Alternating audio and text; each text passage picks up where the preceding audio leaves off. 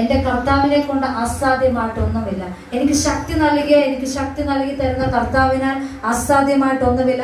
എൻ്റെ പഠന കാര്യത്തിലായിക്കൊള്ളട്ടെ, നിങ്ങളുടെ ഏത് മേഖലയും ആയിക്കൊള്ളട്ടെ, നിങ്ങളെ അസാധ്യം എന്ന് പറയുന്നവരുടെ മുമ്പിൽ സാധ്യതകളിലേക്ക് കൊണ്ട് നിർത്തുന്നവനാണ് നമ്മുടെ കർത്താവ്. അതുകൊണ്ട് ഇന്ന് ഈ കർത്താവുമായിട്ട് വേണം നമ്മൾ പോവാനായിട്ട്. രക്ഷിക്കപ്പെട്ട് സ്നാനപ്പെട്ട കുഞ്ഞുങ്ങളൊക്കെയാണ് നിങ്ങളെല്ലാവരും.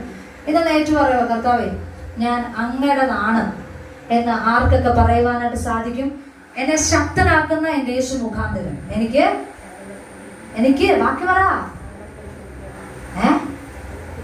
പറയുന്നേ ഓർക്കെ. എനിക്ക് സകലതും ശകലമാണോ?